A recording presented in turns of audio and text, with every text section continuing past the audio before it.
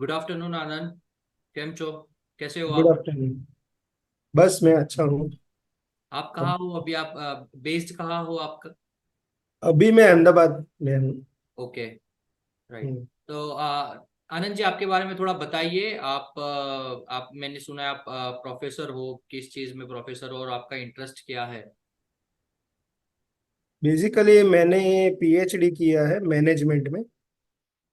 और मैं काफ़ी साल मैंने एमबीए कॉलेज में पढ़ाया है। और फिर मैं बीच में यूएसए गया था 2015 में। तो तब जाते वक्त मैंने आईएलटीएस की एग्ज़ाम दी थी। तो यूएसए से आने के बाद मैंने आईएलटीएस फील्ड में कंटिन्यू रखा, टीचिंग। और अभी 8 साल से आईएलटीएस, जीआरई, एसएटी, जीमेट, सब इंग्लिश की जो एग्ज़ाम होती है उसका मैं कोचिंग देता हूँ।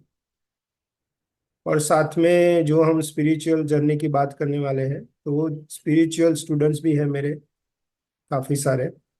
तो उनको भी मैं स्पिरिचुअलिटी के बारे में सिखाता रहता हूँ।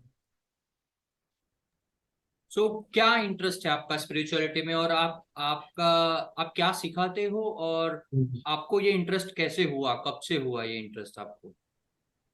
मैं जब 10th स्टैंडर्ड में था तो हमारे बायोलॉजी में एक थियरी आती थी कि पृथ्वी का जन्म कैसे हुआ, वो सब थियरी बायोलॉजी में आती थी। या तो पृथ्वी पे इंसान लोग कैसे आए। वो थियरी में ऐसा बोला था कि दूसरे जगह से, दूसरे प्लेनेट से यहाँ पे आए। लेकिन फिर क्वेश्चन तो वही रहा था कि दूसरे प्लानेट पे कहाँ से पैदा हुए, राइट। तो ये सब प्रकृति का जन्म कैसे हुआ, सृष्टि का जन्म कैसे हुआ, वो 10th स्टैंडर्ड से एक खोज चालू हुई, राइट। और खोज करते करते काफी सारे गुरुओं के पास गया मैं, काफी कुछ सीखा। सभी जिनको जिनको मैं मिला, काफी अवेकन थे, काफी एनलाइटन थे। और मुझे सारे जो खोज थी वो खोज के सारे जवाब मिले। और वही जवाब अभी मैं मेरे जो स्पिरिचुअल स्टूडेंट है उसको मैं सिखाता हूँ। तो आपने कहाँ से सीखा ये सब? हाँ, मतलब 10th के बाद जैसे स्वाध्याय परिवार है, उसमें मैं जाता था। उसके बाद ओशो, रजनीश है, 2013 से 2016 3 साल उनको फॉलो किया। फिर दादा भगवान है, दादा भगवान को फॉलो किया। उसके बाद गुरजीएफ का मैंने 6-7 साल पहले उनकी बुक पढ़ी थी, फोर्थ वे करके। तो वो 4-6-7 साल पहले तो कुछ समझ में नहीं आया कि बुक में क्या लिखा है। लेकिन 2-3 3 साल पहले एक्चुअली अहमदाबाद में गुरजीएफ का एक ग्रुप है, वो ग्रुप मैंने ज्वाइन किया। लेकिन वो ग्रुप को ज्वाइन करते ही ऑटोमेटिक, पता नहीं कि पूरा नॉलेज ओपन हो गया, जैसे डोर ओपन हो जाता है ना, और आपको खजाना खुल जाता है आपके सामने, ऐसा ओपन हो गया। तो ये फोर्थ वे के बारे में बताइए, क्या है फोर्थ वे? फोर्थ वे में गुरजीएफ ने ऐसे कहा है कि दुनिया में स्पिरिचुअलिटी के अलग अलग मार्ग होते हैं। जैसे वे ऑफ द मॉन्क कहा है, वे ऑफ द योगी कहा है।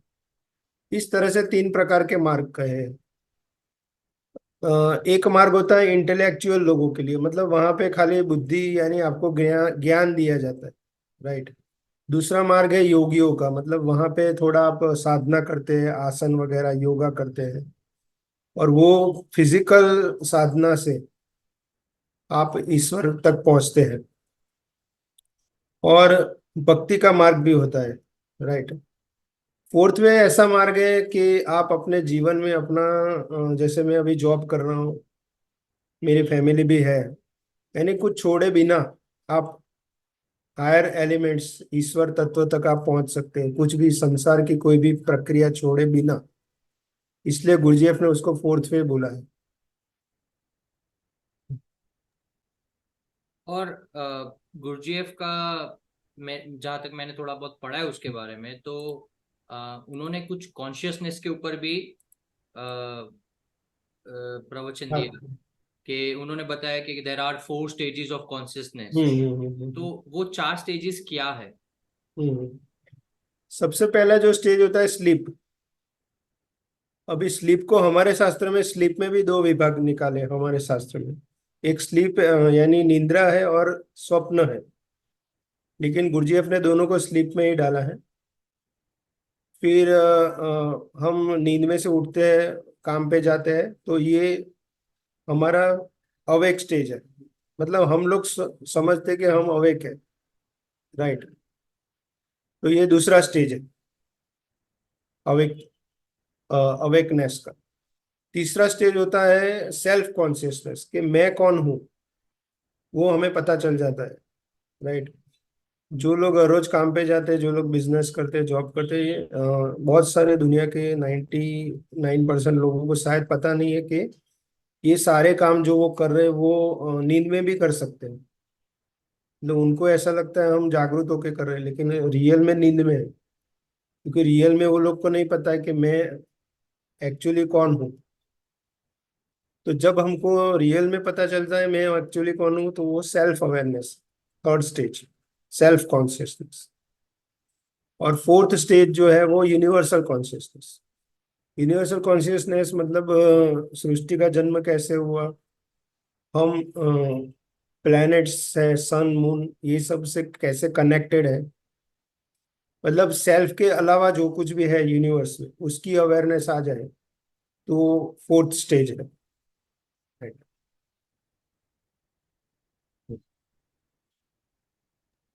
तो इसके अंदर वो जो हम बोलते हैं जब भी कि प्लैनेट स्टार्स, हम्म ये सब जो है, हम्म सन मून जो भी प्लैनेट्स है, वो हम्म। उसका कनेक्शन ह्यूमन बीइंग के साथ कैसे है उसका कनेक्शन? अच्छा, उसमें गुरजीएफ ने एक रे ऑफ क्रिएशन करके दिया है। तो रे ऑफ क्रिएशन क्या है कि सबसे पहले ईश्वर है, जो वर्ल्ड जीरो बोलते हैं उसको, वर्ल्ड जीरो है, तो एब्सोल्यूट बोलते हैं उसको। वो ईश्वर में से तीन वर्ल्ड डेवलप हुए, world one, world two and world three, right. या हमारे शास्त्रों में उसे तमोगुण, सत्वगुण और रजोगुण कहा है, या ब्रह्मा विष्णु महेश कहा है, राइट। ये सब शब्द है, लेकिन जब हम समझ में, जब अनुभव होता है, तो अनुभव होता है कि वर्ल्ड थ्री क्या है। वर्ल्ड थ्री के बाद वर्ल्ड सिक्स डेवलप हुआ, जिसमें छह दुनिया होती है। उसके बाद वर्ल्ड ट्वेल्व डेवलप हुआ, और देन वर्ल्ड 24। तो ये जो सन है वो वर्ल्ड 24 बोल सकते हैं, राइट। और बाद में सन के आसपास प्लैनेट्स हुए, और प्लैनेट के आसपास मून हुआ। यानी अर्थ के बाजू, अर्थ के आसपास मून है। तो हमारा जो अर्थ है वो वर्ल्ड 48 है, और लास्ट में मून जो है वो वर्ल्ड 96 है, राइट। यानी कि जब गॉड लेवल पे है तो स्पिरिचुअलिटी ज्यादा है, प्रकाश ज्यादा है। और जैसे जैसे आगे बढ़ते गए रे ऑफ क्रिएशन में, जैसे हम वर्ल्ड 48, वर्ल्ड 96 पे चले गए, तो वहां पे मैकेनिकलनेस ज्यादा है, वहां पे प्रकाश नहीं है और मैकेनिकलनेस ज्यादा है। तो इसे ऐसे हमको समझना चाहिए कि जड़पना ज्यादा है अर्थ में और मून में। यानी कि हम ऐसी अवस्था में है कि हम तो ईश्वर से काफी दूर है। अगर रे ऑफ क्रिएशन की बात करें तो हम वर्ल्ड 48 में हैं अभी अर्थ पे। ये जो नंबर्स हम देते हैं या जो दिया गया है, वो नंबर्स के हम्म। पीछे कोई मीनिंग है कि ये नंबर ही क्यों एग्जैक्टली 48 आपने बताया? 48, हाँ। हाँ, तो वाई 48, कोई और नंबर क्यों नहीं? राइट। ये जो आपका क्वेश्चन है वो फोर्थ स्टेट ऑफ कॉन्शियसनेस का है, जिसको यूनिवर्सल कॉन्शियसनेस कह सकते हैं। तो मेरा जब तक नॉलेज ओपन हुआ है, उतनी मैं बात करूंगा कि जैसे भगवान है तो उनको वर्ल्ड जीरो है। वर्ल्ड जीरो मतलब वहां पे कोई नियम नहीं है, लॉज नहीं है, राइट। फिर उसमें से तीन वर्ल्ड बने। ये तीनों वर्ल्ड में तीन तीन नियम है, राइट। जितने आप स्वस्वरूप से दूर जाओगे, जितने भगवान से दूर गए, तो नियम बढ़ गए, राइट। तो वैसे वर्ल्ड 48 यानी कि हमारा जो पृथ्वी है, तो पृथ्वी पे 48 टाइप्स ऑफ रूल्स, लॉज है, लॉ। उसमें एक ग्रेविटेशन का लॉ है, राइट, जो मून पे भी है ना। लेकिन ये जो 48 लॉज है ना, वो बहुत गहरा कॉन्सेप्ट है। वो मेरे भी अभी आई थिंक समझ से बाहर है। लेकिन मैं ऐसा समझता हूँ कि जितने आप ईश्वर से दूर होते हो, उतने आप ज्यादा बंध जाते हो, कर्मों से बंध जाते हो, या ज्यादा लॉस से बंध जाते हो। तो वो रिप्रेजेंट करता है। ये सबको यूनिवर्सल लॉ बोल सकते हैं हम, जो यूनिवर्स के लॉ होते हैं that we have to follow, उसमें कोई इफ एंड बट्स नहीं हो सकता। हाँ, यूनिवर्सल लॉज है। क्योंकि मैं आपको एक एग्जांपल दूंगा कि अगर किसी ने चोरी की, तो वो चोरी का जो उसको नेक्स्ट बर्थ में उसको रिजल्ट मिलेगा कि उसके पास पैसे नहीं होंगे। राइट।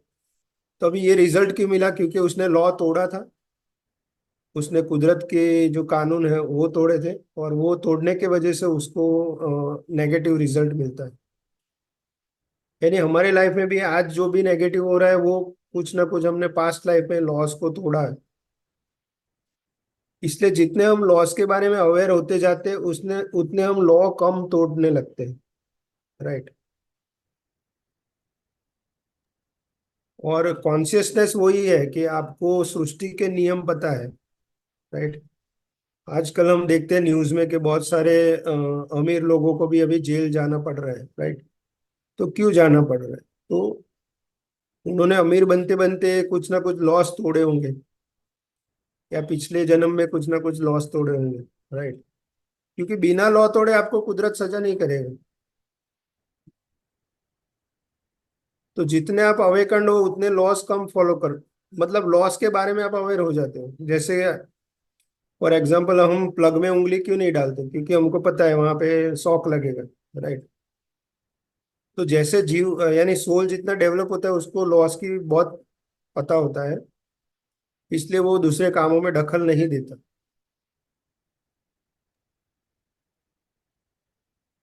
ये जो अवेयरनेस की आपने बात की कि हम अवेयर रहते हैं तभी हम उतना संभल के रहते हैं, तो हम्म। ये जो अवेयरनेस है वही हमारी एनर्जी भी है, कुछ अलग है वो, या अवेयरनेस इज द एनर्जी?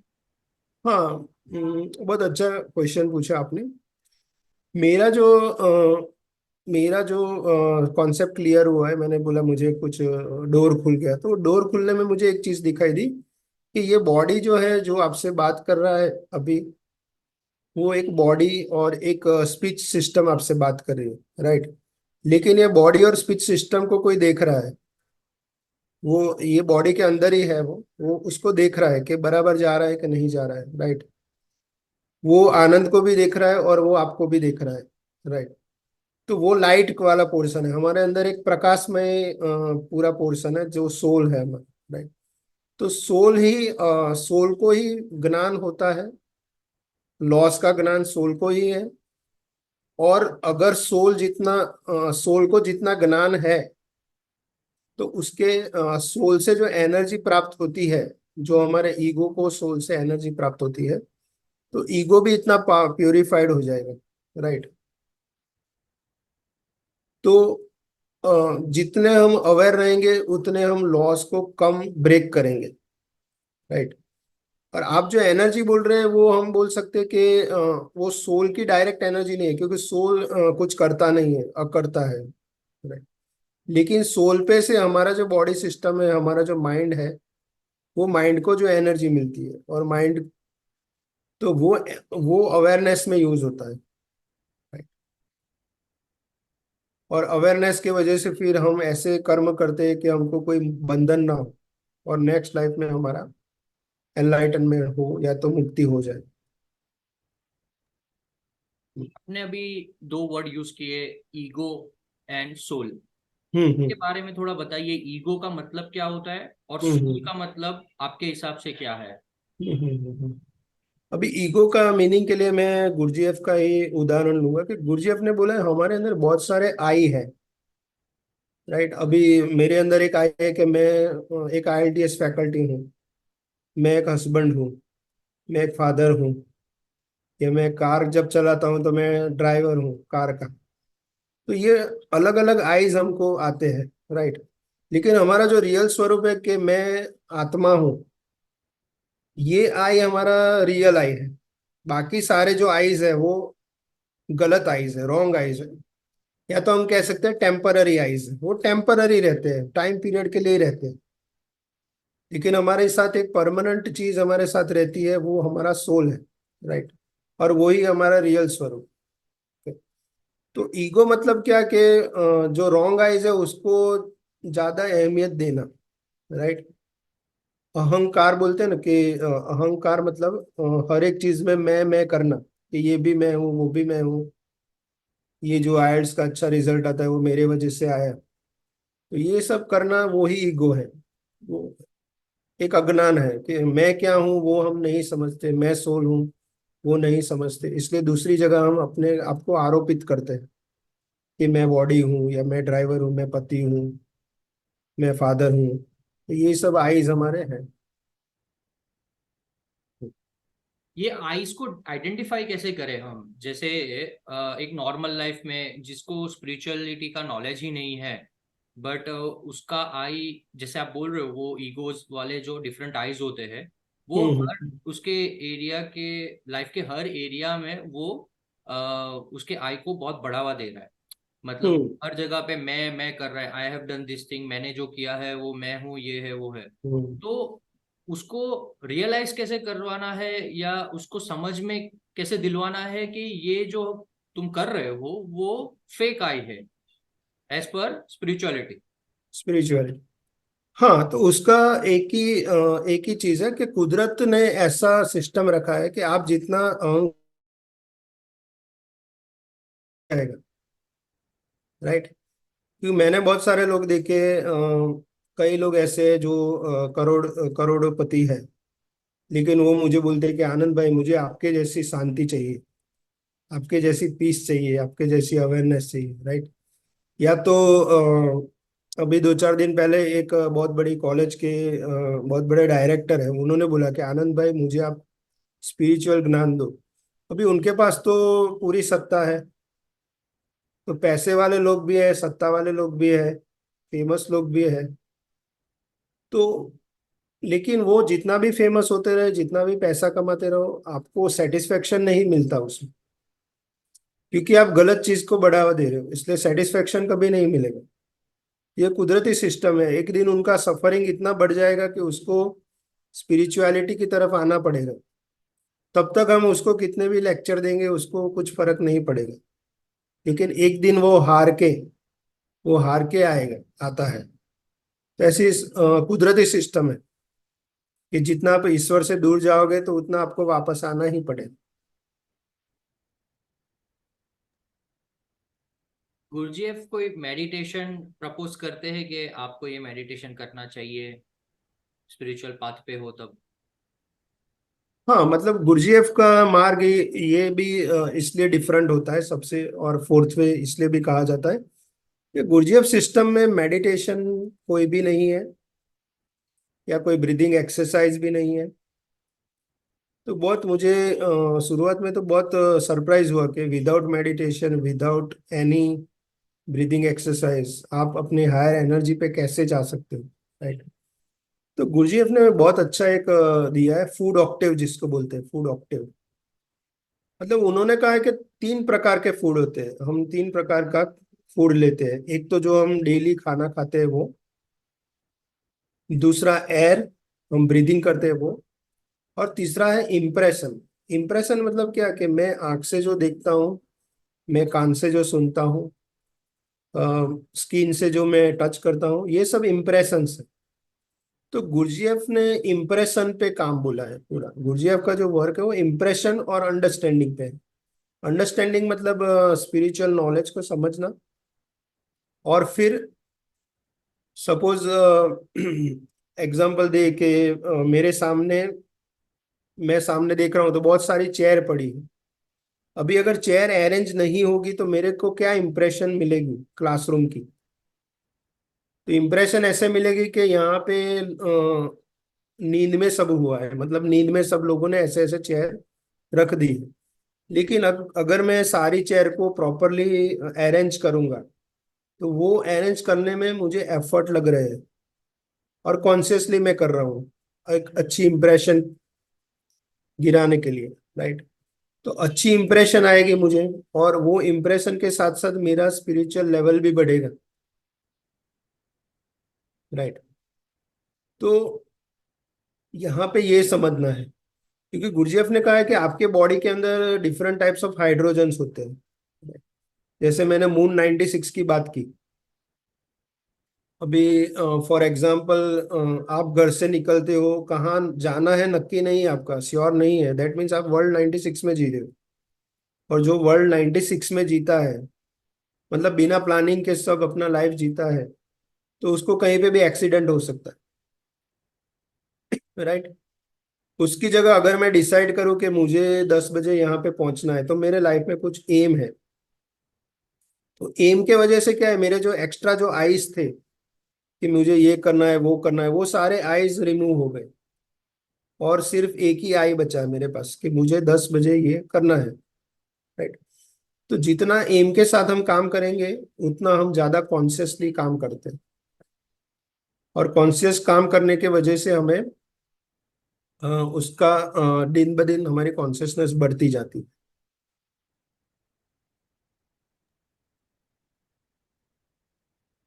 इसलिए गुरजीएफ के मार्ग में एक बहुत अच्छी एक्सरसाइज दी जाती है कि पेंटिंग्स को देखिए आप। जैसे रैम्ब्रांट करके एक पेंटर है, या लियोनार्डो दा विंसी है।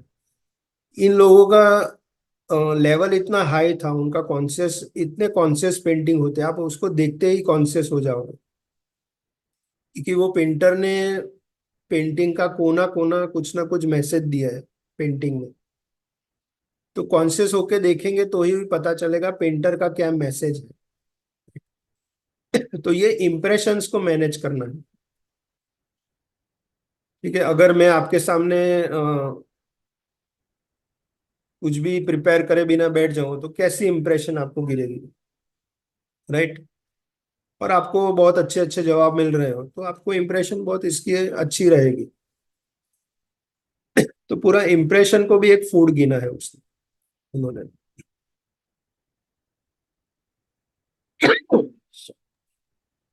तो ये अंडरस्टैंडिंग की बात करते हैं गुरुजी, हम्म। कि आपको समझना है, बट वो समझ कैसे आएगी? वी हैव टू एक्सपीरियंस, कुछ एक्सपीरियंस होगा तब समझ आएगा। राइट। समझ कैसे आएगी, तो मैं आपको एक एग्जांपल देता हूँ कि मेरे पास एक क्लाइंट आए थे। वो हीलर थे, वो लोगों को हीलिंग देते थे, लेकिन उन्होंने मुझे बोला कि मैं खुद नेगेटिव हूँ। राइट। अभी मुझे पता चल गया कि वो हीलिंग दे रहे हैं लेकिन खुद नेगेटिव है। तो उसके पीछे क्या कारण है? मैंने बोला आप अपना मूवमेंट सेंटर जो है, जो हम हाथ वगैरह जो हिलाते हैं, वो एक मूवमेंट सेंटर है। तो ये जो एक्टिविटीज, जो हाथ हिलाना वगैरह, जितना हम फास्ट करेंगे उतनी एनर्जी वेस्ट होती। राइट। एक ये कॉन्सेप्ट गुरजीएफ का, 3 एनर्जीज का कॉन्सेप्ट है। सबसे पहले जैक एनर्जी है, क्वीन एनर्जी है, और किंग एनर्जी। जैक एनर्जी मतलब क्या, कि इंसान कुछ करता नहीं है, बैठा रहता है। राइट, या डल होता है।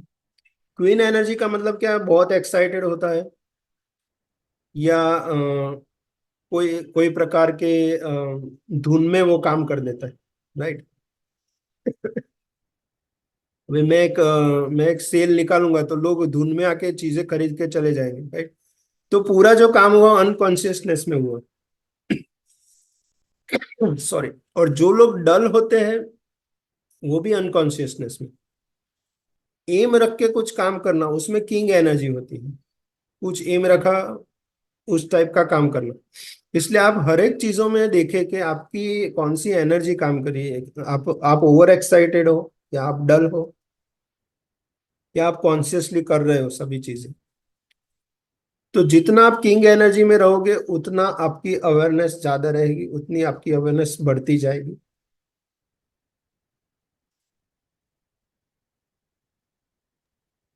गुरुजीएफ की टीचिंग्स जो है वो किस बेस्ड पे है? Is it a knowledge based, it is a religious based, उसका बेस क्या है? ऐसा कह सकते हैं कि गुरजीएफ के जो टीचिंग्स है, उसका उन्होंने कभी कर्म शब्द का यूज नहीं किया है, उन्होंने कभी पाप पुण्य शब्द का यूज नहीं किया है। लेकिन उनका जो अगर कहने जाए तो उनका बेस्ड ऑन एनर्जी है, कि हमारी जो एनर्जी है, जब जो मैंने अभी तीन टाइप की एनर्जी की बात की, king energy, queen energy and jack energy, right. तो गुरुजीएफ का कहना ये है कि हमारे जो चार सेंटर होते हैं बॉडी में, एक तो इंटेलेक्चुअल सेंटर। तो कई लोग ऐसे होते हैं जो सिर्फ बुद्धि से बात करते हैं, सिर्फ जैसे शेयर मार्केट की पूरे दिन बात करते हैं या बिजनेस की बात करते हैं, वो लोग पूरे इंटेलेक्चुअल सेंटर में जी रहे हैं, राइट। कई लोग फिर दूसरा सेंटर होता है इमोशनल सेंटर। तो इमोशनल सेंटर वाले जो लोग हैं वो हमेशा इमोशनल होते हैं। कोई आए तो बहुत इमोशनल हो जाते हैं, या एग्जाम में फेल हो गए तो रोने लगते हैं, वो लोग बहुत इमोशनल होते हैं, राइट। तीसरा सेंटर है इंस्टिंक्टिव सेंटर। हमारा ब्रीदिंग जो है, हमारा भूख लगती है, नींद आती है, ये सब इंस्टिंक्ट से होता है। और चौथा है मूवमेंट सेंटर, जो हम हलन चलन वगैरह करते हैं, वो मूवमेंट सेंटर है, राइट।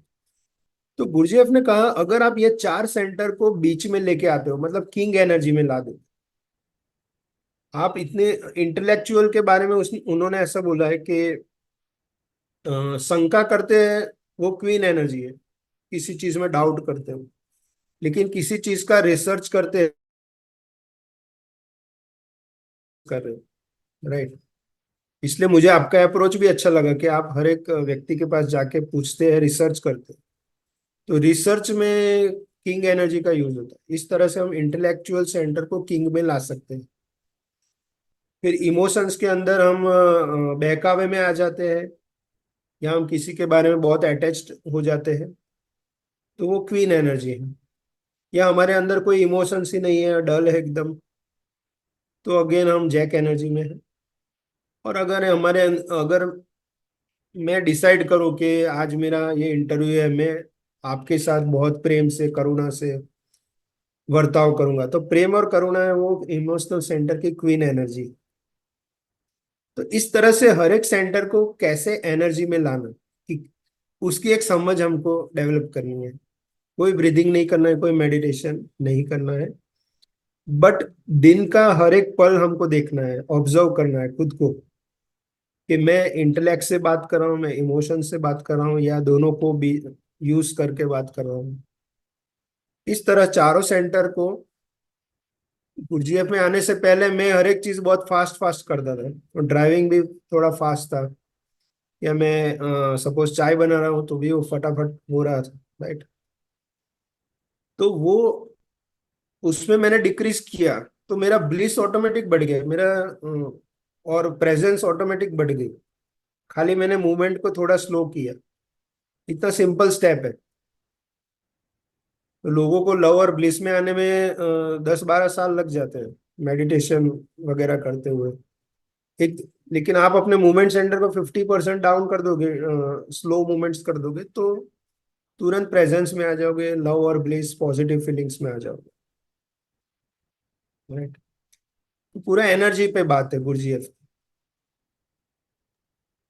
आपने अभी बताया कि आपको ऑब्जर्व करना है hmm. Intellect and emotions, emotions. दोनों को आप कहाँ से ऑपरेट कर रहे हो वो हमें खुद को देखना है, राइट। दिखना। बट वो डिफरेंस कैसे पता चलेगा कि हाँ ये टाइम पे मैंने इंटेलेक्ट यूज किया है या ये टाइम पे मैंने इमोशन से सोर्स रखा हुआ है मेरा। हम्म। इंटेलेक्ट सेंटर हमेशा फायदे नुकसान में बात करता है, पॉजिटिव नेगेटिव में बात करता है हमेशा। शेयर मार्केट में मुझे फायदा हुआ कि नुकसान हुआ, ऐसा देखेगा इंटेलेक्ट इंटेलेक्ट सेंटर, राइट। फिर इमोशनल सेंटर जो है वो it is related to feelings and emotions, right. Suppose आप मेरे घर पे आते हो, तो मेरे विचार क्या है, तो विचार मेरे इंटेलेक्चुअल, कि आज जेनिस भाई आए तो मुझे बहुत मैं ये बातें करूंगा, तो वो इंटेलेक्ट है, मैं ये टॉपिक पे बात करूंगा, तो वो हमारी इंटेलिजेंस, राइट। लेकिन जेनिस भाई आने से मुझे खुशी मिली, तो ये मेरा इमोशनल सेंटर है, राइट। तो emotional centre is connected with feelings, and intellect centre is connected with decision planning, profit loss, ये सबसे कनेक्टेड है। हम्म। और एक कोई इंडिविजुअल को सेल्फ ट्रांसफॉर्मेशन या एक कॉन्शियसनेस की हाइट पे पहुंचना है, हम्म। पहुंचना इन द सेंस रियलाइज करना है उसको, पहुंचना तो होता नहीं है स्पिरिचुअलिटी में एनीवे, बट एक रियलाइज डिसीजन करना। जो होता है कॉन्शियसनेस का कि हाँ, ये आपने जो बताया पहले कि वो लेवल के कॉन्शियसनेस पे पहुंचने के लिए कौन से प्रिंसिपल्स या हम्म। कौन से स्टेप्स किसी को फॉलो करने चाहिए, तो वो वहां तक ही कैन रियलाइज दैट लेवल ऐसा। हाँ, मतलब मेरे पास जो भी आते हैं मैं देखता हूँ, पहले मैं उनका स्टडी करता हूँ कि ये बंदा जो मेरे पास आया है, कि या ये भाई या बहन मेरे पास जो आए वो उनकी पर्सनालिटी क्या है। गुरुजी अपने पर्सनालिटी की बात भी बहुत अच्छी की है कि हमारे जो ग्रह है, जुपिटर है या सैटर्न है, ये सबसे हमारी पर्सनालिटी इन्फ्लुएंस होती है। सब लोग अलग अलग पर्सनालिटी में होते हैं। मेरी जो है वो जोवियल है। जोवियल मतलब जुपिटर रिलेटेड पर्सनालिटी है मेरी। तो मैं चाहे जितना भी स्पिरिचुअली अवेकन्ड हो जाऊं, लेकिन मेरा जो बोलने का जो तरीका रहेगा वो सेट जोवियल ही होगा, मतलब जुपिटर से ही आएगा, जुपिटर पर्सनालिटी से ही आएगा। तो मैं देखता हूँ मेरे पास जो हीलर की बात की मैंने, वो हीलर खुद अ, वो हीलर का रेफरेंस मुझे एक ओशो सन्यासी ने दिया था। वो भी 30-40 साल से ओशो में जा रहे थे। उन्होंने मुझे बोला ये जो हीलर है, मून वाले हैं, मतलब उनके विम्सिकल माइंड है। जिनका विम्सिकल माइंड होता है ना, वो मून मून एनर्जी से प्रभावित होते हैं, राइट। लेकिन मैंने देखा कि विम्सिकल माइंड तो ठीक है, लेकिन ये जो है वो घर पे भी झगड़ा करते हैं, राइट। वो बहन जो घर पे बहुत झगड़ा करते थे और बहुत जल्दी गुस्सा हो जाते। तो बहुत जल्दी गुस्सा होने वाले लोग जो है मार्शियल पर्सनालिटी होती है उनकी। और मार्शियल पर्सनालिटी जो होती है वो बोलेंगे ना तो आपको एकदम हर्ट हो जाएगा। इतना जबरदस्त, वो इतना कड़वा बोलते हैं, वो बिटर बोलते हैं, है ना। और दुनिया में जो वॉर होते हैं वो भी मार्स के वजह से हो रहे हैं, राइट। तो मैं देखता हूँ, तो मैंने देखा वो मार्स पर्सनालिटी के है। और वो मून की एनर्जी तो है, सब में होती है। मून, सब मून से अफेक्टेड है, एवरीवन, एवरी इंडिविजुअल। तो मून भी था, मार्स भी था। अभी मैंने बोला मार्स को कैसे डेवलप करते स्पिरिचुअली, राइट। मेन एक्चुअली क्या है कि आप अपने आप गुरुजीएफ की बुक पढ़ोगे, डेवलप होना चाहोगे तो बहुत कम चांसेस है। लाख में एक चांस है कि आप डेवलप हो जाओ। लेकिन आपको कोई गुरु मिले, प्रॉपर मेंटर मिले, तो मेंटर तुरंत आपकी पर्सनालिटी को पकड़ लेते हैं। फिर मैंने वो बहन को बोला कि आप अपने मूवमेंट सेंटर को डाउन करो, राइट। तो मूवमेंट सेंटर डाउन होने से क्या होता है कि हमारे पर ग्रहों की जो असर होती है वो कम हो जाती है। मूवमेंट सेंटर जो स्लो करते हैं हम, तो ग्रहों की कोई असर नहीं रहती है हमारे पर। और ग्रहों की असर नहीं रहती मतलब आप अवेयर हो जाते हो, और अवेयरनेस में आप जो काम करते हो वो बहुत बढ़िया होता है, राइट। तो इसी तरह मैं ट्रांसफॉर्मेशन करवाता हूँ कि वो इंसान की क्या जरूरत है। दूसरे एक व्यक्ति मुझे मिले थे। अ, उनका इंटेलेक्चुअल इंटेलेक्चुअल सेंटर बहुत हाई था। वो मुझे बोले मैं एंजल को नहीं मानता। मैंने बोला ठीक है, मत मानो। क्योंकि इंटेलेक्चुअल सेंटर वाले लोग होते हैं वो प्रूफ के बिना कुछ मानते नहीं है। मैंने बोला मत मानो। और वो मेरे पास जब भी आते हैं तो कैसे आते हैं पता है, कि बाजू में कोई काम था इसलिए मुझे मिलने आते थे। तो ये इंटेलेक्चुअल सेंटर का दूसरा लक्षण है। और तीसरा हाँ, पहले तो मुझे मिलने आते थे तो अपनी पॉलिसी बेचने के लिए मिलते थे मुझे। उनको कुछ इंश्योरेंस बेचना था इसलिए। तो फायदे के लिए आते थे, मतलब फिजिकल फायदा उनको जरूरी, मतलब उनको दिखना चाहिए हम जो सिखा रहे हैं उसमें कुछ प्रॉफिट दिखना चाहिए उनको, है ना। तो उनको भी मैंने उनके इंटेलेक्चुअल सेंटर पे वर्क किया। मैंने बोला आप थोड़ा इंटेलेक्चुअल कम करो। आप किसी को मिलने जाओ बिना प्रॉफिट के जाओ मिलने के लिए। आप दूसरे काम से बाहर निकलते हो ऐसे मत जाओ, आप डायरेक्ट मुझे मिलने आओ। या किसी को भी मिलने जा रहे हो तो ऐसा नहीं कि दूसरा है और उसको मिलने जा रहा हो, ऐसा मत करो। क्योंकि इसमें आपका इंटेलेक्चुअल सेंटर आपके ऊपर हावी हो जाएगा। तो ऐसे में बैलेंस करवा देता हूँ सब। फिर बैलेंस हो जाता है, फिर उनकी लाइफ में बहुत अच्छा, काफी आनंद हो जाता है, ब्लिस मिलता है, राइट। अभी आपने एंजल नंबर्स के बारे में मेंशन किया, हाँ। व्हाट इज एंजल नंबर्स, जो रिपीटिंग नंबर्स हम देखते हैं, जब भी मोबाइल देखता हूँ तो वो रिपीटिंग नंबर्स होते हैं, 111 या 1111। हम्म। फिर बाहर जाता हूँ तो कार के नंबर्स, बाइक के नंबर सेम दिख जाते हैं। कभी भी घड़ी देख ली तो उधर भी वो, जब भी वो सिंक्रोनाइजेशन होता है नंबर्स का, तभी मेरी नजर उधर पड़ती है।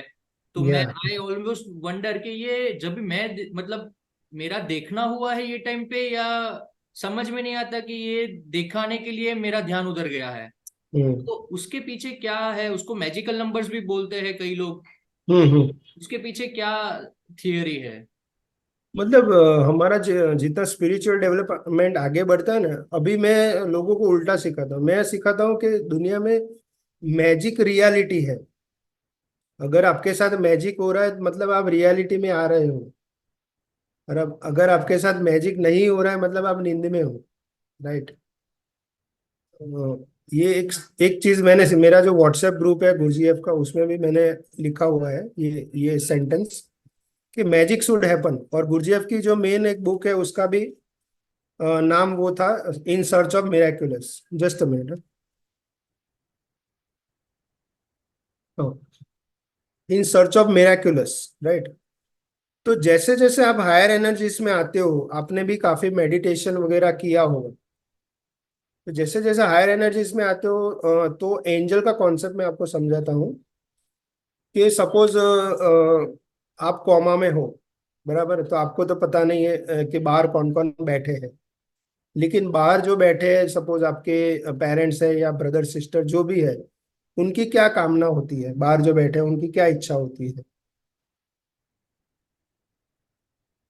यही कि आप अच्छे, मतलब अच्छे रिकवर हो बने। जाए, हाँ। कॉमा में से बाहर आ जाए। यस। तो वैसे हम भी ये पृथ्वी पर मोस्टली लोग कॉमा में है, ऐसा बोल सकते हैं।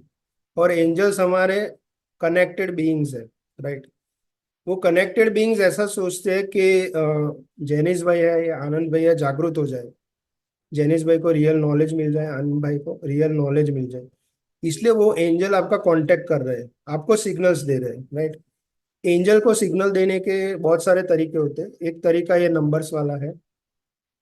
क्योंकि मैं मेरी बात करूँ तो मुझे 3 साल पहले ऐसे नंबर नहीं दिख रहे थे। अभी मैं हायर एनर्जीज में जी रहा हूँ तो मुझे हर रोज डेली 444 होता है, तब मेरा ध्यान जाता ही जाता है 444, which is angelic number. Right. Traffic में अगर 111 आ गया तो उसकी नंबर प्लेट पे ध्यान जाएगा ही जाएगा। अगर मैं हायर एनर्जीज में नहीं होता तो क्या होता, वो ट्राफ नंबर प्लेट चली जाती, मेरा ध्यान नहीं जाता उसके ऊपर। तो ये एक तरीका है एंजल, एंजल को मैसेज, एंजल आपसे मैसेज करना करते हैं, कम्युनिकेट करते हैं। Another way is a dream. Dream में भी आपसे कम्युनिकेट करते हैं। राइट। आपके कई बार ड्रीम्स जो होते हैं वो एकदम डिवाइन ड्रीम्स होते हैं। आप सुबह उठते हैं ना तो आपको लगता है या कोई एनलाइटन व्यक्ति आपके ड्रीम में आता है। मेरे ड्रीम में बहुत सारे एनलाइटन लोग आते हैं, आशीर्वाद देते हैं। राइट। तो एनलाइटन लोग आते हैं, एंजल्स आपके ड्रीम में आते हैं, ये भी उनका कम्युनिकेशन का तरीका है। क्योंकि ड्रीम में क्या है, हमारा कॉन्शियस माइंड तो स्लीप है, हमारा इंटेलेक्चुअल सेंटर एकदम डीम होता है। राइट। और एंजल्स को कांटेक्ट करने के लिए हमारा जो इमोशनल सेंटर है वो किंग में होना चाहिए, मतलब लव एंड ब्लिस में होना चाहिए। राइट। तो लव एंड ब्लिस में होगा तो आपको नंबर्स दिखाई देंगे, वो सभी का कॉमन एक्सपीरियंस, मेरा है, आपका है। बहुत सारे मेरे मेरे जो वर्कशॉप में आते हैं, मैं जो सिखाता हूँ वो वर्कशॉप में, उसमें 2 महीने में लोगों को नंबर्स दिखने चालू हो जाते हैं। राइट। तो ये एक प्रूफ है कि ये मेथड, ये हायर एनर्जीज के वजह से आपको नंबर्स दिख रहे हैं। आप ऐसा क्या मेथड प्रैक्टिस करवाते हो उनको, कि उनको बहुत जल्दी से ये रियलाइज होने लगता है एंजल नंबर्स का? Angel numbers. हाँ, मैं सबसे पहले, मैंने जो बोला कि मैं सबसे पहले लोगों की पर्सनालिटी को कैच करता हूँ। बराबर है। जैसे मेरे पास एक स्टूडेंट आए थे, तो वो बोल रहे थे कि भाई आनंद भाई, आपकी क्लास में सब लेट आ रहे हैं, आप कुछ करते नहीं हो। बराबर है। तो मैं पता चल गया ये सैटर्न पर्सनालिटी है। सैटर्न वाले लोग लॉ में बहुत बिलीव करते हैं। तो मैंने उनको बोला कि मैडम, मैं 5 साल में कभी लेट नहीं हुआ, लेकिन दूसरे लेट आते तो मैं एक्सेप्ट करता हूँ, इट इज एक्सेप्टेंस है मेरे में, राइट। और एक्सेप्टेंस से मेरे ऊपर सैटर्न की पावर कम हो जाती है। तो मैं लोगों को उनकी खुद की पर्सनालिटी रियलाइज करवाता हूँ कि ये आपकी पर्सनालिटी है। और मेरे जो ऑब्जर्वेशन है वो लोगों को बहुत अच्छे लगते हैं, जो आज तक उन्होंने ऑब्जर्व नहीं किया था वो मैं उनको दिखाता हूँ, राइट। जैसे आप ये यूट्यूब में एक्सपर्ट हो, तो आपने मुझे अभी बताया कि वो एडजस्टमेंट के लिए फेस एडजस्टमेंट, वैसे स्पिरिचुअल फील्ड में हमें पता चल जाता है कि ये व्यक्ति को क्या मेथड की जरूरत है। तो वैसे ही मैं हर एक स्टूडेंट को कैसे सारे सेंटर्स को किंग में लाना, इंटेलेक्ट को कैसे किंग में लाना। जैसे मेरे पास वो भाई आते थे जो खुद के प्रॉफिट के लिए आते थे, तो मैंने बोला कि आपको ये सीखना है तो आओ, आपको कुछ बेचना है तो मुझे अभी जरूरत नहीं है, आप मुझे कुछ खरीदना नहीं है। आप अपना एम नक्की करो, अपना ध्येय क्या है। तो ऐसे मैं सबको पहले तो एम में लेके आता हूँ, राइट। सब लोग मूड से आते हैं, कोई बुधवार को आता है, कोई गुरुवार को आता है, ऐसा नहीं। मैंने बोला एक एम फिक्स करो कि एवरी ट्यूसडे एवरी थर्सडे हम मीटिंग करेंगे, राइट। तो ऐसा सब एम लेके चलते हैं तो धीरे धीरे उनके जो चारों सेंटर्स है, इंटेलेक्चुअल सेंटर धीरे धीरे किंग में आ जाता है, इमोशनल सेंटर किंग में आ जाता है। तो इस तरह से क्या, जब जब हम क्वीन एनर्जी में होते हैं या हम जैक में होते हैं तो एनर्जी वेस्ट हो जाती है, राइट। जैसे गाड़ी है, उसमें पाइप का लीकेज हो तो पूरा पेट्रोल नीचे गिर जाता है, गाड़ी गाड़ी की जो एनर्जी है वो खत्म हो जाती है। वैसे हमारा बॉडी भी एक मशीन है, और मशीन के सारे स्पेयर पार्ट प्रॉपरली चलेंगे तो ही हायर एनर्जी। गाड़ी का जो इंजन है वो हमारे एस्ट्रल बॉडी का हार्ट सेंटर है, तो हमारे हार्ट सेंटर पे एनर्जी क्यों नहीं जाती। क्यों आजकल सारे लोग एक दूसरे को मतलब कंपटीशन पॉलिटिक्स ये सब क्यों बढ़ रहा है, क्योंकि लोगों के हार्ट सेंटर तक एनर्जी नहीं जाती है, और एनर्जी नहीं जाती है इसलिए लव और ब्लिस ओपन नहीं हो रहा है उनके अंदर। बट एक एक या दो मेथड आप थोड़ा बता सके कि क्या एग्जैक्टली मेथड होता है वो। मेथड में मैंने जैसे बोला कि मैं कभी कभी मेरी जो मैं अलग अलग टॉपिक्स में मीटिंग लेता हूँ। जैसे कभी मेरा मीटिंग होगा, मतलब मेथड हमारी जो है वो मीटिंग की मेथड है, बराबर है। ग्रुप डिस्कशन की मेथड है। ग्रुप डिस्कशन में मैं उनको प्रेजेंटेशन दिखाता हूँ, मैं उनको बताता हूँ कि इंटेलेक्चुअल सेंटर क्या है, उनको पहचान करवाता हूँ, राइट। तो इंटेलेक्चुअल सेंटर का जो पूरा लेक्चर अटेंड करके उनको फिर हर रोज दिखने लगेगा कि देखो आज मैंने जब बुद्धि ज्यादा यूज किया, आज मैंने बुद्धि कम यूज की, उनको ऑटोमेटिक दिखने लगेगा, क्योंकि मैं इतना डिटेल में एक्सप्लेन करता हूँ, राइट। फिर नेक्स्ट टाइम में इमोशनल सेंटर कैसे डेवलप होता है या इमोशनल सेंटर क्या है। फिर गुरजीएफ में एक बात आती है एसेंस डेवलपमेंट। जैसे हम स्कूल में जाते हैं तो म्यूजिक का पीरियड होता है ना, तो कैंसल हो जाता है। और फिर मैथ्स के फैकल्टी आते कि मेरा सिलेबस बाकी है, तो मैथ्स के चैप्टर पढ़ाते हैं। तो हमने बचपन में क्या किया, हमारे इमोशनल सेंटर को हर्ट कर दिया। म्यूजिक में सबको बहुत इंटरेस्ट होता है, लेकिन वो हर्ट करके हम मैथ्स पढ़ते हैं जो इंटेलेक्ट को बढ़ाता है, राइट। तो उसकी जगह मैं वो रिवर्स प्रोसेस करता हूँ। मैं यहाँ पे स्टूडेंट को बोलता हूँ तुमको कौन सा सॉन्ग अच्छा लगता है, वो सॉन्ग सुनो। डेली आप हाफ एन आवर, मतलब एम के साथ सुनो, डेली हाफ एन आवर वो सॉन्ग सुनो, right? तो उससे उसका इमोशनल डेवलपमेंट होगा, राइट। और इमोशनल डेवलप होते होते वो अपने पुराने मतलब जो बचपन में बोलते हैं ना हम अपने एसेंस में होते हैं, तो वो अपने एसेंस में पहुंच जाता है। फिर उसको एंजल और बाकी सब बातें उसको पता चल जाती कि ये रियलिटी है। अभी तक मैं जो जी रहा था वो मैं मेरी फॉल्स पर्सनालिटी में जी रहा था, मैं गलत पर्सनालिटी में जी रहा था। तो मेरी जो मीटिंग होती है उसमें इमोशनल एलिमेंट कैसे बढ़ाना, इंटेलेक्चुअल एलिमेंट को कैसे डिक्रीज करना, इस तरह के लेक्चर्स, म्यूजिक, और मैं पेंटिंग्स भी दिखाता हूँ। पेंटिंग्स देखने से बहुत हमारा इमोशनल डेवलपमेंट होता है। और हायर जो पेंटर्स है, लियोनार्डो है, रैम्ब्रांट है, माइकल एंजेलो है, इन सब के अगर पेंटिंग्स आप देखोगे तो इमोशनल डेवलपमेंट बहुत हो जाता है। ऑन अ लाइटर नोट, आपको मेरी पर्सनालिटी में क्या एनालिसिस लगा। मैं आपको अभी 2 बार मिला हूँ, हमारी 2-3 बार बात हुई है अभी तक। आपका जो रिसर्च है, आप रिसर्च अच्छा कर रहे हो, लेकिन ज्यादातर आप अपना इंटेलेक्चुअल सेंटर यूज कर रहे हो, ऐसा बता सकते हैं, राइट? ओके, ठीक। अभी या आप कोई मीटिंग में जाओ, उसमें लोग एक दूसरे को हक कर रहे हो, तो आपको ऐसा लगेगा या इसमें क्या, मतलब इंटेलेक्ट इतना पावरफुल होता है कि जो नॉर्मल, जो जीवन की नॉर्मल चीजें हैं, राइट, या इमोशनल चीजें हैं, वो आप मिस करते होंगे, ऐसा मुझे लग रहा है। आपने यहाँ एक चीज बताई कि आपके ड्रीम में काफी एनलाइटेंड पर्सन आते हैं hmm. For give you blessings. अभी वो एनलाइटेंड पर्सन का क्या लुक होता है, क्या बिहेवियर होता है उनका? मतलब आप कभी in person out of the dream भी मिले हो किसी एनलाइटेंड पर्सन को, तो उनका एक ऑरा कैसे होता है? हम्म। जैसा मैंने बोला कि एनलाइटन लोग जो होते हैं, उनका इंटेलेक्चुअल सेंटर पे बहुत प्रॉपर होता है, मतलब उनका बहुत लिमिट में होता है, बराबर है। अभी मैं सपोज कहीं पे स्पिरिचुअल लेक्चर देने गया, और सपोज 100 लोगों ने पार्टिसिपेट किया है, बराबर। तो वहां पे मैं ऐसा नहीं, एनलाइटन लोग क्या सोचेंगे कि सभी को आत्मा का ज्ञान मिले, सभी को सोल का ज्ञान मिले। उसके जगह कोई इंटेलेक्चुअल व्यक्ति हो तो क्या सोचता है कि भाई ये 100 लोग फिर से आएंगे कि नहीं आएंगे, कि इससे नेक्स्ट टाइम मैं 3,000 प्राइज रखूंगा और मुझे उससे इतना बेनिफिट होगा। तो उनकी विचार सरणी ऐसी होती है। एनलाइटन लोग की विचार सरणी क्या होती है कि मेरे सामने जो बैठे हैं, उनके अंदर लाइट है, मेरी जो लाइट है, मेरे आत्मा की जो लाइट है, वही लाइट उनके अंदर भी है। तो उसको कब रियलाइज हो कि तेरे अंदर ये लाइट है, वो विचार सरणी होती है।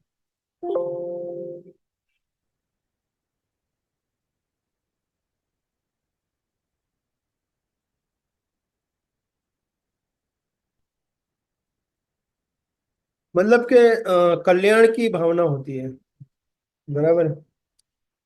क्योंकि सपोज चलो आपने मुझे मेरे ने 100 लोग को मैंने इकट्ठा कर लिया, सबने मुझे 3-3 हजार दिया, मुझे 3 लाख का फायदा हो गया।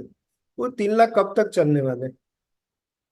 उसका कोई एंड है, बराबर है। तो वो एक मटेरियल मटेरियल चीज। और क्योंकि आप जब एंजेलिक एनर्जीज में आते हो, तो आपका मटेरियल लाइफ तो टेक केयर हो जाता है, वो एंजल्स टेक केयर कर लेते हैं आपकी मटेरियल लाइफ जो है। इससे मुझे काफी अच्छी जॉब है अभी, टाइम भी दे पा रहा हूँ आप जैसे वीडियोस के लिए, या लोगों को टाइम दे पा रहा हूँ। तो मटेरियल नीड्स तो टेक केयर हो रही है आराम से, राइट। लेकिन अभी क्या है कि मटेरियल के अलावा सोचना है कि कितने ज्यादा से ज्यादा लोगों को अपना सोल का नॉलेज मिले, वो एक एम होता है एनलाइटन लोगों का। गुरुजी रीबर्थ पे बिलीव करते हैं? UGF में रीबर्थ का है। वो लोग ऐसे बिलीव करते हैं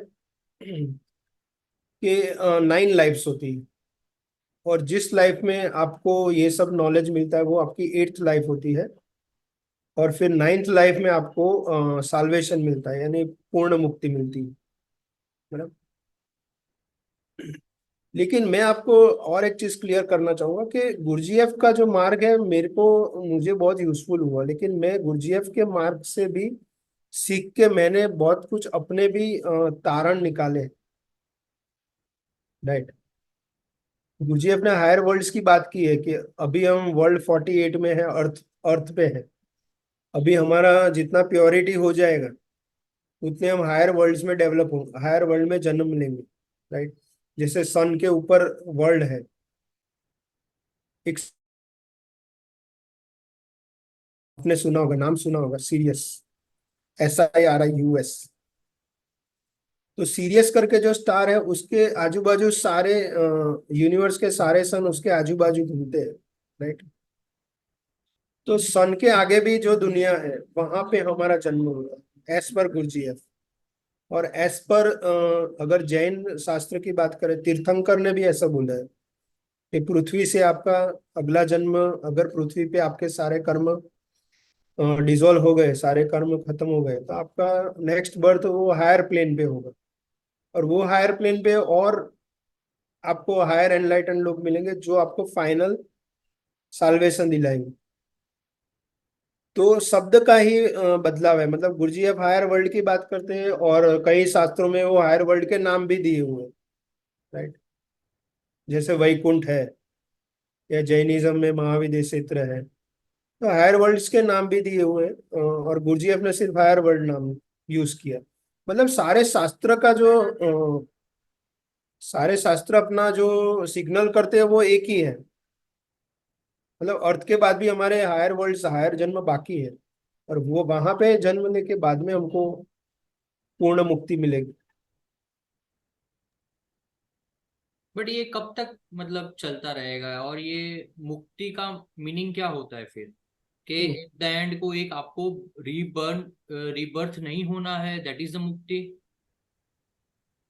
हाँ, मतलब अगर मेरा खुद का इसमें जो मेरा जो दर्शन है, अगर उसकी मैं बात करूं, तो जब आप मटेरियल वर्ल्ड्स का जो कोई इफेक्ट नहीं होता है आपके ऊपर, सपोज कल उठ के मुझे 10 लाख का लॉस हो गया, राइट। और वो लॉस में भी मैं हंस रहा हूँ, मतलब लॉस में भी मैं मुस्कुरा रहा हूँ, राइट। उसमें मैं आपको ओशो की स्टोरी बताऊंगा। ओशो जो रजनीशपुरम से यहाँ इंडिया आ गए थे, तो ओशो के बहुत सारे सन्यासी ने बोला कि रजनीश जी कितना अच्छा था वहां पे, तो ये था वो था, राइट। तो रजनीश जी बोले कि भाई आप लोग के माइंड में अभी घूम रहा है, मैं तो कब का छोड़ दिया हूँ, राइट। मतलब इतने बड़े लॉस की भी आपको कोई उसका कोई इफेक्ट नहीं हो रहा है। दैट मीन्स यहाँ का जो मैटर है वो आपको अट्रैक्ट नहीं कर रहा है। पृथ्वी का जो मैटर है वो आपको अट्रैक्ट नहीं कर रहा है, राइट। इसलिए पृथ्वी की ग्रेविटी में आप नहीं रहोगे। आप हायर वर्ल्ड्स की ग्रेविटी में चले जाओगे, राइट। अब हायर वर्ल्ड्स में हायर मैटर होंगे। वो हायर मैटर से भी हम जब एकदम हो जाएंगे, अलिप्त हो जाएंगे या वितराग हो जाएंगे, तो मतलब दो ही स्टेप, मेरे दर्शन के हिसाब से दो ही स्टेप, कि यहाँ से मुक्ति है और हायर वर्ल्ड से मुक्ति। दो स्टेप में खत्म हो सकता है, राइट।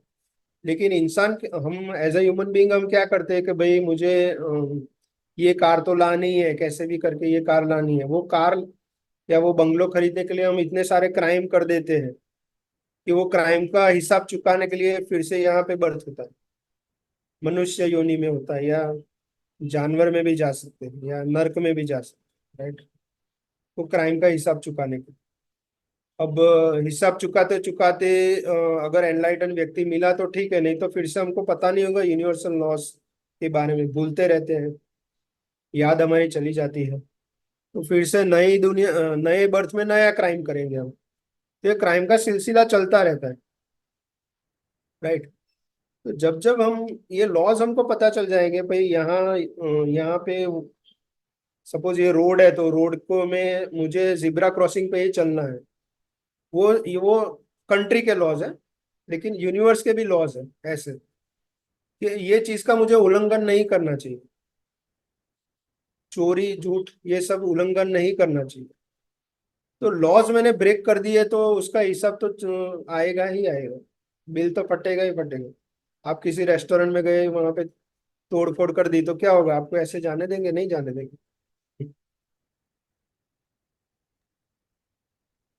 ये जो हम्म, कुंडलिनी चक्र है, हाँ। उसके बारे में थोड़ा बताइए कि गुरजीएफ का क्या व्यू है उसके कुंडलिनी के ऊपर? गुरजीएफ ने कभी कुंडलिनी के बारे में बात नहीं की है, बट गुरजीएफ का जो नॉन एनर्जीज के बारे में बात होती है उनके उनके इसमें मीटिंग्स में, तो उसमें वर्ल्ड 96 की बात करते हैं, बराबर है। वर्ल्ड 96 यानी मून, मून एनर्जी यानी मैग्नेटिज्म, राइट। तो ज्यादातर इंसान मैग्नेटिज्म में होता है। मैग्नेटिज्म मतलब क्या है कि सपोज कल उठ के आपकी जॉब चली जाती है, तो आप जॉब से इतना अटैच होते हो, तो अटैचमेंट से दुख होता है। दुख का कोई कारण नहीं है, जॉब चली गई दूसरी मिलेगी, है ना। वो सृष्टि का नियम है, चलता रहेगा। मृत्यु हुई तो नया जन्म मिलेगा। सृष्टि के नियम के हिसाब से सब फ्लोइंग है, नदी की तरह बह रहा है सब। लेकिन मैग्नेटिज्म की वजह से क्या हम चिपक जाते हैं कि ये मेरा है, ये मेरा भाई है, ये मेरे फादर है, हम चिपक जाते हैं चीजों में। तो ये चिपकने का जो पावर है, राइट, जो मून से आता है। लेकिन हमारे एस्ट्रल बॉडी के अंदर वो जो चिपकने का जो पावर है वो कुंडलिनी शक्ति में है। ये बहुत हायर कॉन्सेप्ट है, मतलब कई लोग कुंडलिनी के बारे में लेक्चर लेते हैं, बहुत बहुत हायर कॉन्सेप्ट है। मुझे जितना समझ में है मैं आपको शब्दों में समझा सकता हूँ, बाकी शब्दों में भी नहीं समझा सकता। मैं ज्यादातर लोगों को देखता हूँ ना, उनका जो व्यवहार होता है ना वो कुंठित होता है। कुंठित, कुंठित मतलब सिकुड़ा हुआ।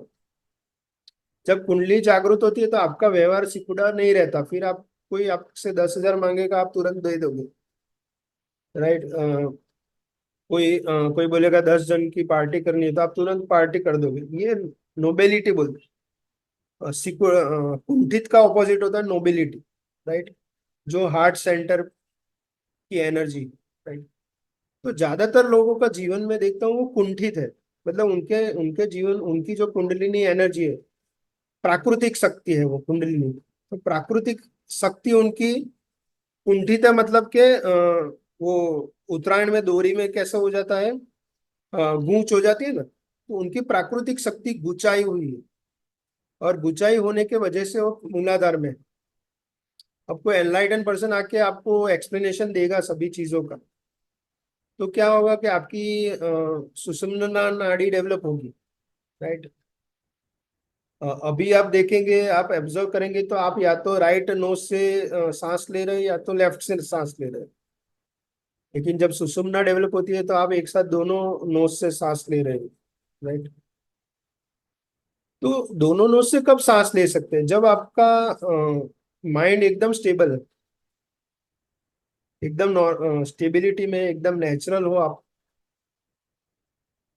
तो तब वो आपकी डेवलप हुई सुषुम्ना नाड़ी, और डेवलप हुई इसलिए कुंडलिनी राइज होगी। राइज होगी इसलिए सारे चक्र आपके नॉर्मल होते जाएंगे, राइट।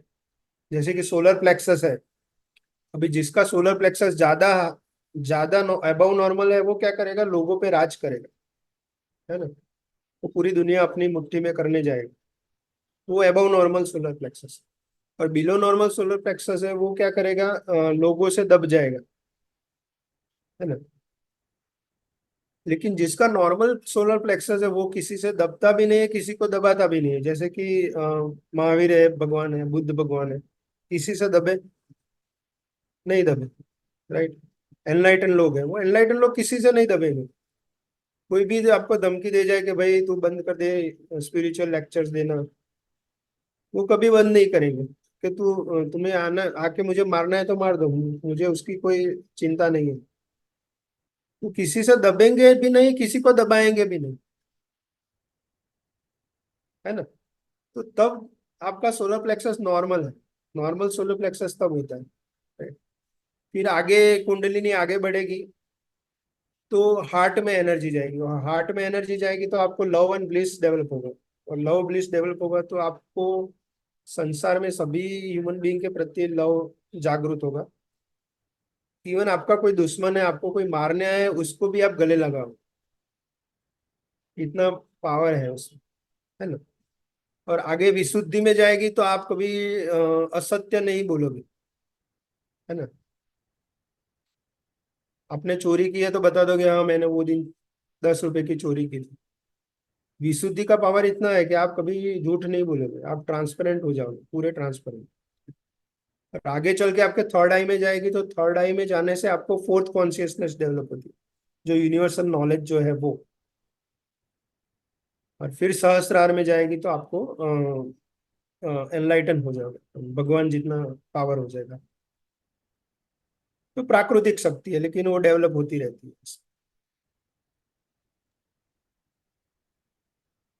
जीवन का जो हम्म। मतलब क्या है, मतलब what is the meaning of our life, हम यहाँ क्यों है, हमारा एग्जिस्टेंस क्यों है, हमारा बोन, हमारा जन्म यहाँ क्यों हुआ है। क्यों, अच्छा। मतलब कि एक्चुअली क्या है, मेरे हिसाब से बहुत साल मैंने दिमाग लगाया कि ये क्यों है क्यों है। लेकिन लास्ट में क्या होता है कि हमारा दिमाग ही खत्म हो जाता है, हमारा जो इंटेलेक्ट है क्योंकि आप देखने जाएंगे तो बुद्धि कौन से योनि में मिलती है, सबसे ज्यादा बुद्धि कौन से योनि के पास? तो मनुष्य के पास, राइट। कुत्ते बिल्ली कभी ऐसा सोचते नहीं है, क्योंकि उनके पास वो इंटेलेक्ट ही नहीं है, राइट। हम मनुष्य में आके ये सब सोचने लगते हैं, और ये सोचने की वजह क्या है कि हमको वहां पे भी कुछ ना कुछ बेनिफिट निकालना है, राइट। मतलब कि जो चीज नेचुरली घट चुकी है, ये चीज जो नेचुरल है, नेचुरली घट चुकी है। मतलब कि इसमें मेरे पास दो तीन दर्शन है इसके अंदर, मैं लेकिन मुझे सारे दर्शन सही लग रहे हैं। कई लोग को मेरे लाइफ में और एक मैजिक ये है कि मुझे सारे शास्त्र का कनेक्शन मिलता है, मतलब जैन शास्त्र हो, या कोई रजनीश जी की बात हो, या तावरिया जी की बात हो, मुझे सारे शास्त्रों में कनेक्शन दिखता है। तो कनेक्शन ये है कि जब तक माया का पर्दा है आप नहीं समझोगे कि क्यों है हम यहाँ पे। क्योंकि माया का जो पर्दा है वो क्या करेगा, वो आपकी बुद्धि को ही डेवलप करेगा, और वो बुद्धि से ही आप प्रश्न पूछते रहोगे। अगर आपने अपना इमोशनल डेवलपमेंट किया, अगर आप इमो एसेंस में आ गए अपने, तो वो कभी प्रश्न नहीं पूछोगे। लेकिन प्रेम से आप अपना जीवन जियोगे। क्योंकि जो भी हुआ है, जो भी पास्ट में घटा है, अभी घट रहा है, या जो फ्यूचर में घटने वाला है, उसके पीछे बुद्धि नहीं है, उसके पीछे नेचर काम कर रहा है, नेचर। और नेचर की जो इंटेलिजेंस है वो हमारे समझ के बाहर है। और और एक लाइक आगे आंसर देने जाए तो मतलब कि डिजाइन्स डेवलप हो रही है। जैसे बचपन में हम एक वो देखते थे ना, दूरबीन जैसा था, अंदर बैंगल्स होती थी, पंगड़ियां होती थी, और हम उसको घुमाते थे तो अलग अलग डिजाइन बनती थी, है ना। तो वैसे ही सृष्टि की डिजाइन क्रिएट हुई, और आत्मा को उस वो डिजाइन को देखना है, और कुछ नहीं है। मतलब वो ये डिजाइन से अलग अलग, और हम उसको देख रहे हैं, ऐसा है। लेकिन हम डिजाइन से अटैच हो जाते हैं कि हाँ ये तो ये मेरा बिजनेस है, लॉस हो गया। अबे वो डिजाइन चली गई, अब नई डिजाइन आएगी, वो तुम उसको एंजॉय करो, राइट। लेकिन हम डिजाइन से अटैच हो जाते हैं, ऐसा है। जो हम डिजाइन से अटैच होते हैं वो भी तो नेचर ही है। हाँ, वो भी नेचर है। वो भी नेचर लेकिन का ही एक डिजाइन है। ऐसा समझ सकते हैं हम, अगर समझना हो स्पिरिचुअलिटी में। हाँ, क्योंकि एंड तो है ही नहीं इसका फिर। इसका कोई एंड नहीं है। इसमें क्या है कि जब तक आप सेल्फ रिमेम्बरिंग नहीं करेंगे, तब तक आपको अटैचमेंट तो रहेगा ही रहेगा, बराबर है। जैसे हम दोनों बात कर रहे हैं अभी, मैं अगर ये इंटरव्यू से अटैच हो गया, राइट, हो सकता है कि मुझे इंटरव्यू से अटैच हो जाओ, तो पूरे दिन ये इंटरव्यू के बारे में ही सोचता रहूंगा। तो वो नेचुरल है, लेकिन नेचुरल प्रोसेस में भी आगे ग्रोथ होगा, राइट। जैसे ट्री छोटा होता है, प्लांट होता है, प्लांट के बाद ट्री बन जाता है। तो वैसे कॉन्शियसनेस जो थी आपकी, वो ग्रो करेगी, और ग्रो करते करते पता चलेगा कि ये वहां में अटैच हो जाता था। अटैचमेंट में प्रॉब्लम कुछ नहीं है आपको, क्या बोलते हैं, मार पड़ती है। जैसे कोई ट्रेन जा रही, ट्रेन स्टेशन पे है, वो ट्रेन का हैंडल पकड़ लिया आपने, और ट्रेन चालू हो गई, तो क्या होगा?